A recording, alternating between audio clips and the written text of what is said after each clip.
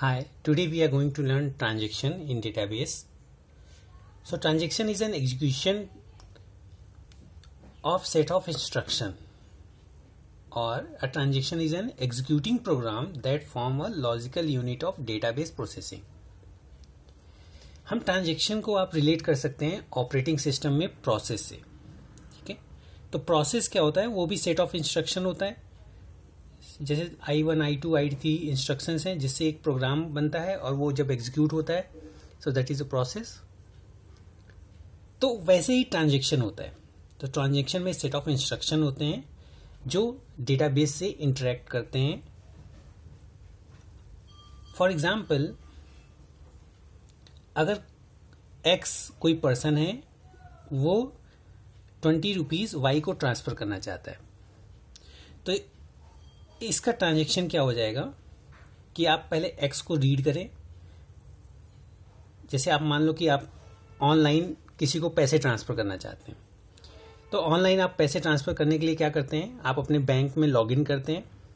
ठीक है, आप चेक करते हैं आपके पास सफिशिएंट अमाउंट है या नहीं है, और फिर वहां से आप जो है पैसे डिडक्ट करते हैं, एक डिडक्ट अमाउंट मेंशन करते हैं, फिर उसे ट्रांसफर कर देते हैं.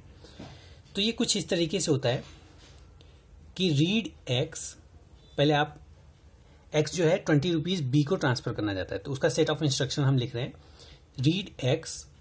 उसके बाद X जो है 20 रुपीज ट्रांसफर कर देगा, तो X equal to X minus 20, और फिर X की वैल्यू अपडेट होगी, तो उसके लिए हम क्या लिख देंगे, राइट X. तो डेटाबेस जो आपका है उसमें ये ट्रांजेक्शन इंटरेक्ट हो रहा है T1. This is database. किसी बैंक का डेटाबेस आप मान सकते हैं, SBI का डेटाबेस है. उसके बाद Y में ये वैल्यू जो है अपडेट भी होनी चाहिए, तो रीड Y, और उस Y equal to Y plus 20 और राइट Y. तो ये सेट ऑफ इंस्ट्रक्शन है, और जब ये सारे इंस्ट्रक्शन एग्जीक्यूट कर जाएंगे तब कहीं X की वैल्यू जो है वो X माइनस 20 रहेगी और Y की वैल्यू Y प्लस 20. मतलब अगर X के पास 100 रुपीज हैं तो वो 80 रुपीज हो जाएगा, और Y की वैल्यू क्या हो जाएगी, 120. तो अगर ये सारे इंस्ट्रक्शन एग्जीक्यूट करेंगे तभी वो डेटाबेस में प्रॉपर ट्रांजेक्शन अपडेट होगा. तो that is known as atomicity. तो एटॉमिसिटी किसी ट्रांजेक्शन की प्रॉपर्टी है. तो उसमें क्या होगा, या तो सारे एग्जीक्यूट करने चाहिए या तो कोई भी एग्जीक्यूट ना करे. पार्शियल ट्रांजेक्शन का कोई कॉन्सेप्ट नहीं है कि यहां तक आपका एग्जीक्यूट किया, मतलब आपने जो है 20 रुपीज डिडक्ट कर दिए और वो Y को क्रेडिट भी नहीं हुआ, तो उसकी कोई मीनिंग नहीं है. That is meaningless. क्योंकि अगर आप किसी को पैसे दे रहे हैं, अगर आपने कहा कि मेरे अकाउंट से पैसे डिडक्ट हो गए, उसने कहा मेरे पास पहुंचे ही नहीं, तो क्या है, इसका कोई मतलब नहीं. That is partial transaction is nothing. तो एटॉमिसिटी प्रॉपर्टी क्या होती है, a transaction is atomic unit of processing. It is either performed in its entirely और नॉट परफॉर्म्ड एट ऑल. ठीक है, तो ये एग्जिस्ट करना चाहिए.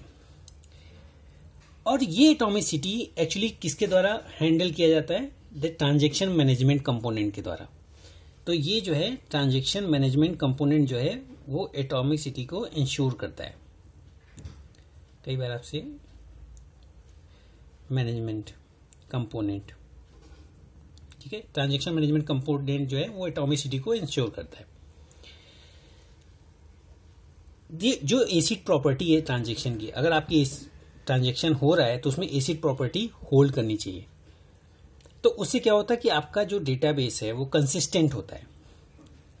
तो कंसिस्टेंट की मीनिंग क्या है कि जो भी रूल्स एंड रेगुलेशंस हमने डिफाइन कर रखे हैं डेटाबेस में, वो आफ्टर द ट्रांजेक्शन वो होल्ड करने चाहिए. That is consistence. मतलब अगर हमने ये कहा कि अगर 20 रुपीज यहां डिडक्ट होकर के यहां 20 अपडेट हुआ, अगर हम कहें कि डेटाबेस कंसिस्टेंट है, तो ऑब्वियसली X माइनस 20 और Y प्लस 20 जब आप ऐड करेंगे, ठीक है, तो ये क्या होगा, जो प्रीवियस आपकी X और Y की वैल्यूज थी उसके बराबर ही होने चाहिए. That is X plus Y. Isolation की जब हम बात करते हैं, तो आइसोलेशन में क्या है कि क्योंकि ये set of instruction is a transaction, और ये भी एग्जीक्यूट करते हैं, तो जब भी कोई ट्रांजेक्शन एग्जीक्यूट करे तो उसको ये अपीयर होना चाहिए कि वो किसी और ट्रांजेक्शन के कारण अफेक्टेड नहीं है।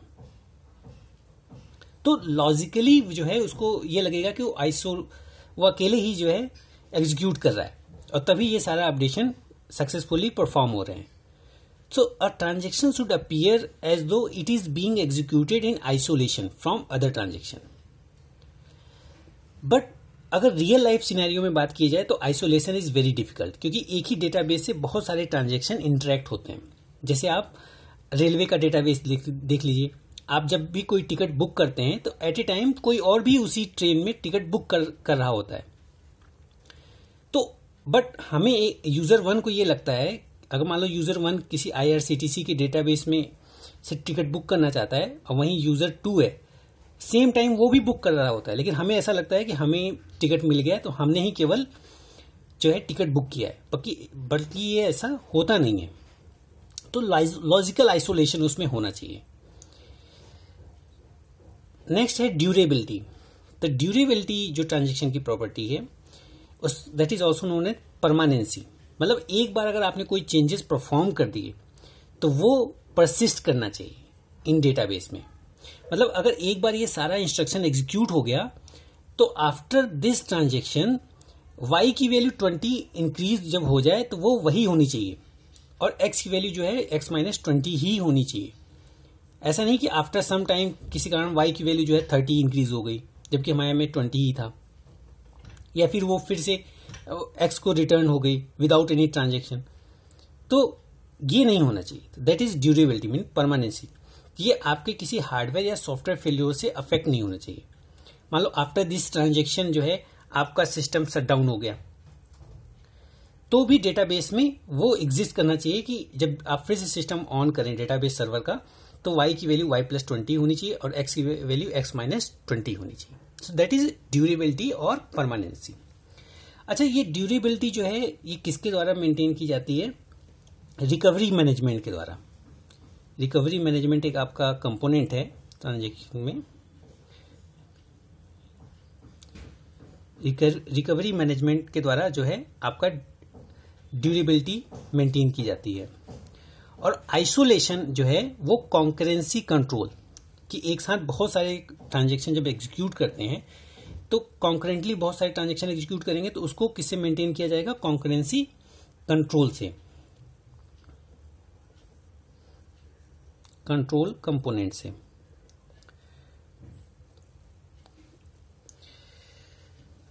और कंसिस्टेंसी, तो कंसिस्टेंसी हमने डिस्कस किया है। वैसे अगर आप किसी भी ट्रांजेक्शन में अगर एटॉमिसिटी है, आइसोलेशन है, ड्यूरेबिलिटी है तो ऑब्वियसली वो कंसिस्टेंसी होती है और सिस्टम प्रोग्रामर इसको मेंटेन करता है। सो अब कंसिस्टेंसी क्या है? A transaction is a consistency preserving if it is complete execution take database from one consistent state to another state. मतलब अगर आपका डेटाबेस स्टार्टिंग में, अगर आप देखें इस ट्रांजेक्शन से पहले आपका डेटाबेस कुछ होगा और आफ्टर दिस ट्रांजेक्शन आपका डेटाबेस फिर कुछ चेंज हो जाएगा, अपडेट हो जाएगा, तो वो कंसिस्टेंट होना चाहिए